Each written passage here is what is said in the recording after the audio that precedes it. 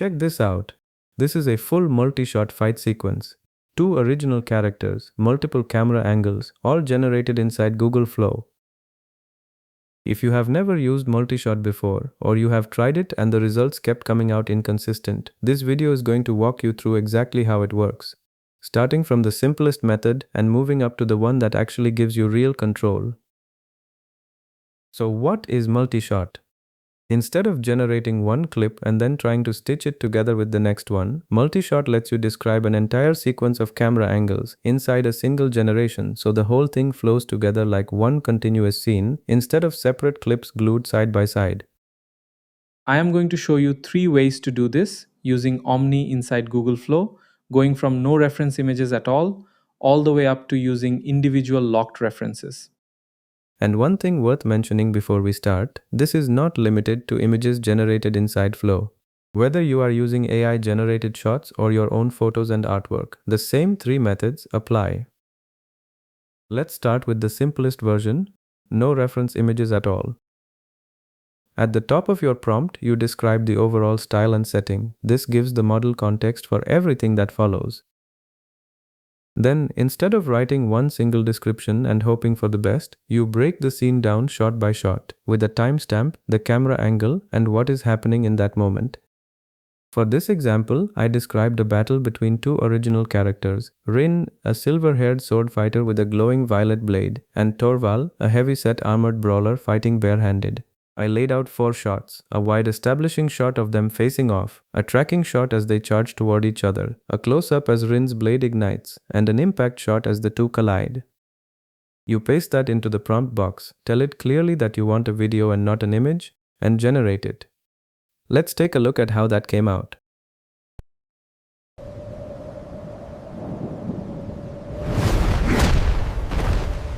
I will bring you down!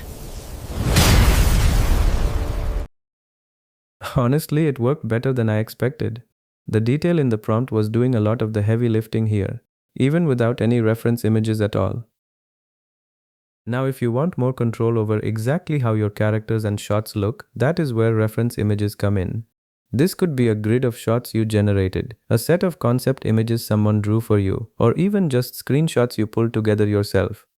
The method here is simple. You attach that reference as one single image, and in your prompt, you tell Omni which part of the image corresponds to which shot in your sequence.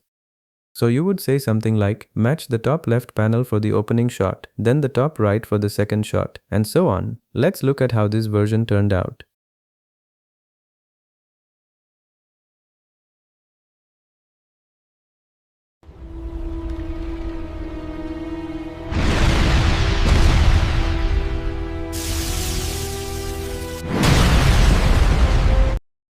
It is noticeably more consistent than the first method, since the characters now have an actual visual reference instead of being reinterpreted from scratch.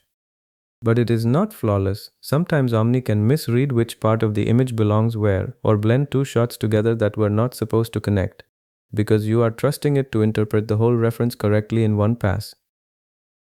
And that brings us to the most advanced method, the one I would actually recommend if consistency is what you care about most.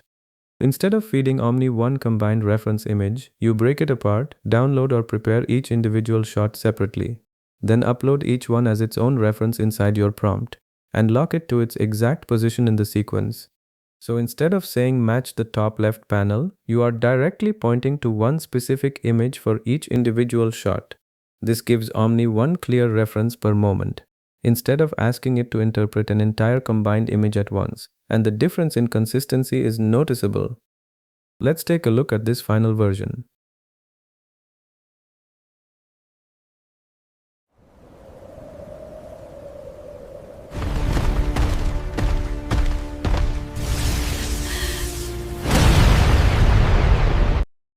This is the tightest of the 3.